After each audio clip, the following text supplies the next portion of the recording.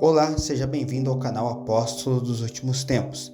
Se você não é inscrito, se inscreva, pois assim nos ajuda a crescer e evangelizar cada vez mais. E se gosta deste conteúdo, por favor, dê um like.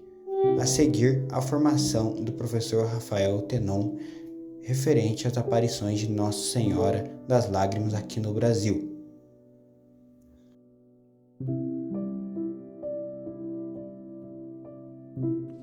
O título de Nossa Senhora das Lágrimas, ele é um desdobramento da devoção a Nossa Senhora das Dores. Assim como a devoção, por exemplo, de Jesus Misericordioso, tal como Santa Faustina apresentou, é um desdobramento da devoção do Sagrado Coração de Jesus, tal como Nosso Senhor se apresentou a Santa Margarida Alacoque. Então, é um desenvolvimento de uma outra devoção. Então, a devoção a Nossa Senhora das Lágrimas, ela já está inserida, de certa forma, dentro da devoção de Nossa Senhora das Dores, mas ela se tornou mais evidente a partir das experiências da irmã Amália, que foi a confidente de Jesus e Maria na década de 30. Essa devoção, ela começa com um pedido de ajuda. É interessante que ela nasce a partir daí, um pedido de ajuda de um pai de família. Então, o irmão mais velho de Madre Maria Vilac, a fundadora do Instituto das Missionárias de Jesus Crucificado, passa pela portaria do convento para pedir orações pela sua esposa.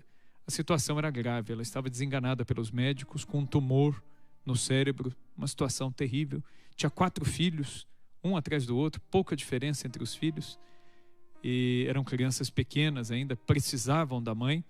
A mãe estava grávida do 5º bebê. Se ela morresse, morreria o 5º bebê.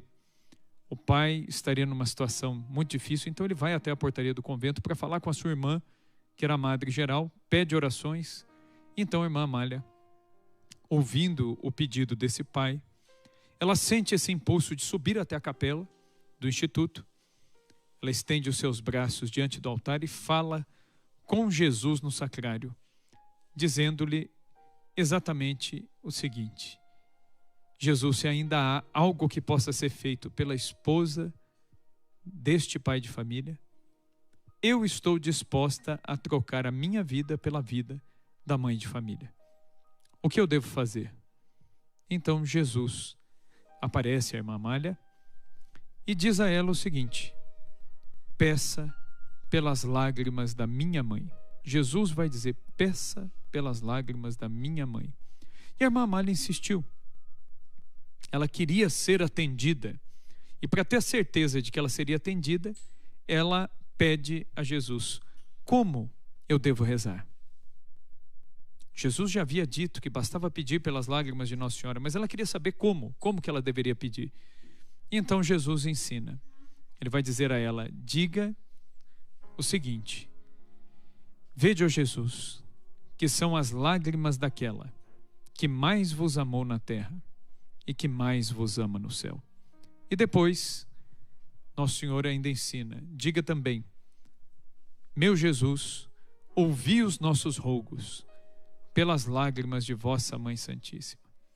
E Nosso Senhor explica à sua confidente o seguinte: ele diz que ele não poderia negar nenhum pedido que lhe fosse feito em nome das lágrimas de sua mãe. Jesus, ele diz: eu sou obrigado amorosamente a dar tudo o que vocês me pedirem pelas lágrimas da minha mãe. Estas orações que eu ensinei, elas serão como um ímã de misericórdia. Todos aqueles que precisam de misericórdia, rezem estas orações. Vocês atrairão a misericórdia de Deus sobre vocês. É interessante que nesta mesma época, do outro lado do mundo, na Polônia, Jesus se manifestava à irmã Faustina Kowalska, Santa Faustina, falando exatamente a mesma coisa. Jesus falava da sua misericórdia. Então, Jesus, ele chama estas orações de ímã de misericórdia. Então Jesus vai dizer à irmã Amália: mais tarde, minha mãe virá e entregará um tesouro a esse instituto. Então, acaba-se aí a primeira aparição. Então o que as irmãs fizeram? Elas passaram a rezar as jaculatórias. Vede, ó Jesus, meu Jesus, ouvi nossos rogos, na intenção daquela mãe de família doente. E aquela mulher foi completamente curada. Ela teve uma recuperação que espantou os médicos. Ela se levantou, ela melhorou, ela não teve sequela alguma daquele tumor extremamente agressivo. Ela teve o seu bebê e morreu com quase 90 anos de idade. Então, de fato, essa foi a primeira grande cura, o primeiro grande milagre através destas orações. Mas ainda não existia a coroa das lágrimas. Mas as irmãs já experimentaram a eficácia dessas orações que Jesus ensinou. Afinal de contas, Jesus mesmo é quem nos ensina a honrar a sua mãe. Ele, como filho, honra a sua mãe. E ele nos ensina a fazer o mesmo. No ano seguinte, 1930, no dia 8 de março, estando rezando novamente no mesmo local, a irmã Amália estava lá na capela do Instituto, ao pé do altar, e ela mesma dirá, ela mesma conta isso num registro, numa carta que ela enviará à Madre Geral, a Madre Maria Vilac, para deixar isso registrado. Ela conta que ela estava muito bem alimentada, muito bem acordada e com os olhos bem abertos para justamente fazer desaparecer qualquer suspeita de sono, de uma certa confusão mental. Ela deixa isso muito claro para a sua superiora, que ela estava acordada e que ela viu Nossa Senhora com os olhos da carne. Então não tratou-se de uma visão espiritual, de uma experiência mística interior, mas de algo exterior a ela. E aí a irmã Amália narra que, estando ajoelhada ao pé do altar, no degrau do altar, ela ouve algum barulho, como que um farfalhar de roupa. E ela olha para o canto do altar, na direção da sacristia, e vê, vindo na direção dela, a Mãe de Deus, Nossa Mãe. A irmã Amália já havia visto Nossa Senhora outras vezes. Diferente de outros videntes que às vezes ficam na dúvida se realmente é Nossa Senhora ou não é Nossa Senhora, ela reconheceu, ela sabia que era Nossa Senhora que estava vindo ali. Mas ela vê Nossa Senhora de um jeito como ela nunca tinha visto antes. Mais bela, mais radiante do que antes. Ela vê Nossa Senhora vindo numa pequena nuvem, uma nuvenzinha. Isso é muito curioso, porque no Antigo Testamento há uma imagem profética de Nossa Senhora, que é a nuvenzinha do profeta Elias. E é justamente sobre uma nuvenzinha que ela vê Nossa Senhora vindo na direção dela. Nossa Senhora trazia um vestido roxo, um manto azul e um véu branco dobrado sobre o peito. É deste modo que ela vê. E Nossa Senhora trazia nas mãos um terço de contas muito brancas, muito brilhantes. E Nossa Senhora, ao colocar-se diante da irmã Amália, inclina a sua cabeça, inclina o seu corpo na direção da religiosa e diz a ela: minha filha, esta é a coroa das minhas lágrimas. As orações o meu filho já deu, mas agora eu entrego a vocês este tesouro. Eu estou muito feliz, porque meu filho quis me honrar através das minhas lágrimas, e através delas que ele deseja derramar muitas graças de sua misericórdia sobre vocês. E então Nossa Senhora alerta: minha filha, vocês estão num campo de batalha. Arme-se para a batalha. Mais tarde, numa outra aparição, Nossa Senhora diz à irmã Amália que num campo de batalha, o soldado que estiver desarmado morre primeiro, mas aquele que estiver bem armado não morrerá. Então Nossa Senhora diz à sua confidente: no campo de batalha, que é esta vida, que é este mundo, Arme-se, minha filha, para a batalha.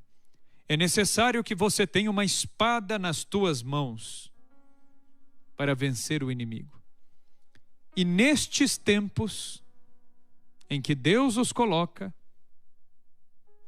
a espada sou eu mesma. A espada sou eu mesma. Nossa Senhora nos dá a chave. Nestes tempos em que vivemos, nestas batalhas em que vivemos, a espada é a devoção a Nossa Senhora. É aquilo que Santo Afonso de Ligório já dizia: o verdadeiro devoto de Maria não se perderá jamais.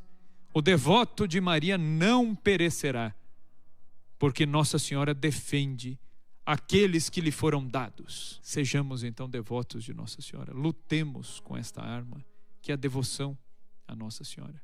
São Luís de Montfort, ele dizia que a devoção a Nossa Senhora é um sinal de predileção e de predestinação à salvação eterna. Não pode Jesus deixar se perder aquele que honra sua mãe. Na primeira aparição, Jesus ensina as orações. Na segunda aparição, Nossa Senhora se mostra. E nesta segunda aparição, Nossa Senhora faz uma série de promessas em relação à coroa das lágrimas. Nossa Senhora, uma primeira promessa que ela fará é relativa à conversão. Nossa Senhora disse à irmã Amália que aqueles que rezassem a coroa, ela prometia a eficácia destas orações em relação a algumas coisas específicas. Primeira promessa de Nossa Senhora: ela garante uma eficácia na conversão dos pecadores, especialmente dos espíritas. Ou seja, se rezarmos a coroa das lágrimas na intenção da conversão dos pecadores, especialmente os espíritas, Nossa Senhora nos garante que nós obteremos sucesso com essa nossa oração. Conseguiremos esta conversão. E todos nós sabemos que, às vezes, mais do que uma cura física, mais do que um milagre estrondoso de cura de um câncer, etc. e tal, é a conversão de uma alma. A conversão de uma alma é um milagre maior do que a ressurreição de um morto. Porque a conversão de uma alma é o reviver de algo que poderia morrer eternamente. Uma alma em pecado que pode comprometer a sua salvação eterna. Mas ela abandona o pecado e se volta para Cristo. Isso é um milagre muito maior. E Nossa Senhora promete uma eficácia na conversão dos pecadores se rezarmos a coroa na intenção deles. Segunda promessa: Nossa Senhora garante uma eficácia exorcística para a oração da coroa das lágrimas. Ela diz que garante uma eficácia naquelas orações pedindo a libertação dos possessos, ou aquelas pessoas que estão sofrendo tentações fortíssimas em relação a um determinado pecado, a uma determinada situação. Estas pessoas, se rezarem a coroa, serão libertas. Ou seja, os possessos, aqueles que sofrem grandes tentações, ou aqueles que sofrem obsessões demoníacas, também serão libertos de tudo isso, de todo o mal. Terceira promessa: Nossa Senhora disse que a coroa das lágrimas seria o grande remédio para converter membros de uma grande seita infiltrada numa parte significativa da Igreja Católica. Nossa Senhora, como em outras aparições, ela fala numa linguagem profética, uma linguagem escatológica, onde nem sempre ela dá nomes ou fala de maneira tão exata, mas basta que observemos atentamente os sinais dos tempos para perceber. Nossa Senhora fala da conversão de membros de uma seita infiltrada em parte significativa da igreja. Ou seja, a coroa das lágrimas é remédio também para a heresia, também para o erro no campo da fé.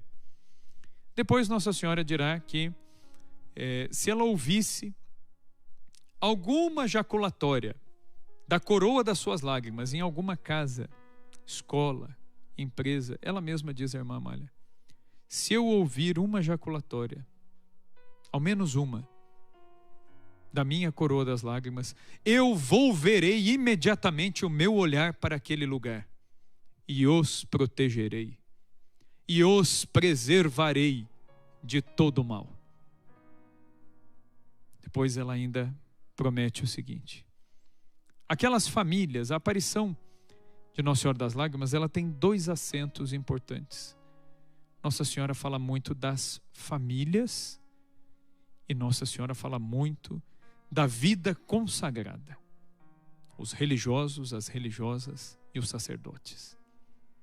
Então Nossa Senhora fala destas realidades nesta aparição. Então Nossa Senhora diz, se uma vez por mês as famílias, e quando ela diz as famílias, tanto as famílias religiosas quanto as famílias, pai, mãe, filhos, se estas famílias se reunirem uma vez por mês para recitar juntos a coroa das lágrimas, todos os membros daquela família não morrerão sem a penitência final e sem os sacramentos da igreja, se rezarem comunitariamente uma vez por mês. Mas depois ela promete, faz outra promessa ainda. Aqueles que rezarem a cada 15 dias, além das promessas anteriores, ela promete que ela mesma cuidaria dos relacionamentos dentro daquela família. Relacionamento do esposo com a esposa, relacionamento dos filhos entre si, o relacionamento do superior e dos súditos dentro de uma comunidade religiosa, o relacionamento do bispo com seus padres dentro de uma família, num presbitério de uma diocese. Nossa Senhora diz, virei eu mesma para cuidar das relações entre as pessoas. E eu também cuidarei dos negócios desta família. Mas aqueles que rezarem, aí é a última promessa, todos os dias a coroa de minhas lágrimas. Eu prometo que na hora final, na hora da morte, virei eu mesma a consolá-los nessa hora terrível. E no momento da morte, eu mesma os levarei até diante do tribunal de meu filho.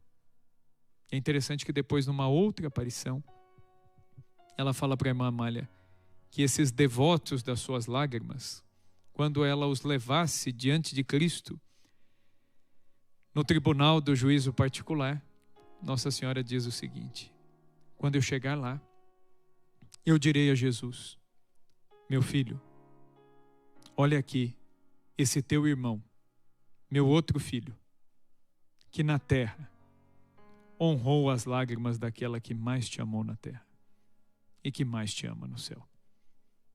Então essas são as promessas que Nossa Senhora faz. E depois Jesus faz também algumas promessas para aqueles que honrarem as lágrimas de sua mãe. Depois dessa aparição do dia 8 de março, Nossa Senhora e Jesus aparecem juntos. Em abril de 1930, Jesus aparece com as mãos amarradas, Jesus aparece manietado. Vocês vão ver a imagem aí de Jesus manietado.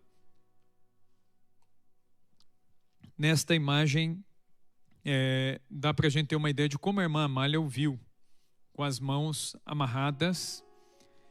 E Nossa Senhora se apresentou como vocês viram na outra imagem, vestido roxo, manto azul, do mesmo jeitinho.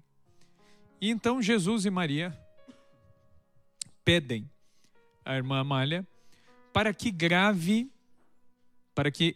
mande cunhar uma medalha. É a medalha que nós temos hoje em dia na coroa das lágrimas, né? Geralmente se coloca essa medalha com as imagens de Jesus e de Maria. E Jesus, ele pediu à irmã Amália, olha, que a senhora grave, minha filha, esta imagem, como você nos vê nesta medalha. E nesta medalha, vocês devem colocar 2 invocações.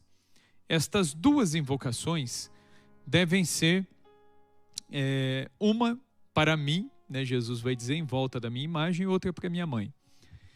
E Jesus ensina então a oração para ele. A oração original era a seguinte: por vossa mansidão divina, ó Jesus manietado, salvai a pátria brasileira do erro que a ameaça. Aí você pode se perguntar, nossa, Rafael, mas a gente não reza essa oração assim hoje. A gente reza por vossa mansidão divina, Jesus manietado, salvai o mundo do erro que o ameaça. Por quê? Porque na hora de mandar cunhar a medalha, Dom Barreto, que era o bispo na época das aparições, ele pediu para um ourives fazer a medalha e não coube, a frase era muito grande.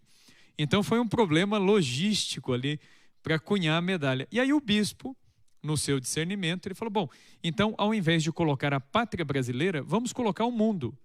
Então, por vossa mansidão divina, Jesus manietado, salvai o mundo do erro que o ameaça. Houve uma pequena alteração. A oração original falava do Brasil, mas depois Dom Barreto colocou o mundo, né, abrangeu um pouco mais. E para Nossa Senhora das Lágrimas, aí coube, porque a frase é mais curta. Ó Virgem dolorosíssima, as vossas lágrimas derrubaram o império infernal. A partir destas aparições, então estava, digamos assim, firmada, fixada, esta devoção às lágrimas de Nossa Senhora. E Jesus, ele vai frisar muito a importância desta devoção. Nos escritos da irmã Amália, hoje em dia, várias editoras já estão começando a publicar os escritos da irmã Amália, que nós fomos conseguindo encontrar, graças a Deus, e hoje em dia várias editoras já estão publicando. Na época das aparições, Dom Barreto publicou uma coletânea de mensagens chamada Glórias e Poder de Nossa Senhora das Lágrimas. Esse livro vocês conseguem encontrar de várias editoras. Jesus, ele então fala sobre o tesouro das lágrimas de Maria. E aqui vamos à mensagem original, aquilo que Jesus disse à irmã Amália. Ele diz assim: vou hoje falar-te um pouco das lágrimas de minha mãe. Bem sabes que se passaram 20 séculos, e estas lágrimas ficaram guardadas no meu divino coração para as entregar a você. Com esta entrega, eu constituo a você e a todos aqueles que amam a minha mãe como apóstolos de Nossa Senhora das Lágrimas. E bem eu sei, estais prontos a dar a vida pela difusão de tão santa devoção. Ser missionário das lágrimas da minha mãe é dar-me consolações inauditas, porque às lágrimas de Maria eu dei um valor infinito, com o qual os que se propuserem a propagá-las terão a felicidade de roubar pecadores do dragão infernal. O demônio tem tanto ódio às lágrimas de minha mãe, e por isso ele há de pôr todos os obstáculos para que elas não sejam conhecidas, e para que o valor destas lágrimas diante de mim não cheguem ao conhecimento dos homens. O mundo, como se acha infectado, ele tem necessidade destas pérolas preciosas para receber misericórdia. E quem será capaz de me apresentar dádiva mais preciosa e que mais me comova o coração do que as lágrimas da minha mãe? As lágrimas de uma mãe comovem o coração de um filho, por mais rebelde que seja. E como não há de se comover o meu coração, que tanto ama esta mãe? Este tesouro, guardado por 20 séculos, está em tuas mãos, e com ele, quantas almas já salvas das garras infernais. Quando almas generosas dizem: meu Jesus, ouvi nossos rogos pelas lágrimas de vossa Mãe Santíssima, o meu coração se abre, e eu faço jorrar sobre aquela alma as torrentes de minha misericórdia. Todos os que se propuserem a propagar as lágrimas de minha mãe, no céu terão um gozo especial. E aos seus nomes eu vou acrescentar o título de diletíssimo. Estes louvarão na eternidade cada hora que gastaram cantando o poder e as glórias das lágrimas de Maria. Todos os sacerdotes que se propuserem a propagar o poder das lágrimas de Maria Seus trabalhos produzirão frutos de vida eterna. Serão grandes, porque grandes coisas farão pelo meu amor. Quão precioso é o meu coração! Quão precioso é ao meu coração o tesouro das lágrimas de minha mãe. Porque pelas lágrimas de minha mãe eu receberei milhões e milhões de almas. Esta é uma das mensagens de Nosso Senhor que promete tantas graças aos sacerdotes e a nós. E estas graças, elas já se derramam sobre nós. E é isso que eu espero e desejo de cada um de vocês, meus queridos irmãos. E encerro aqui esta pregação, essa reflexão de hoje, invocando Nossa Senhora com a jaculatória que Jesus nos ensinou. Ó Virgem dolorosíssima, as vossas lágrimas derrubaram o império infernal.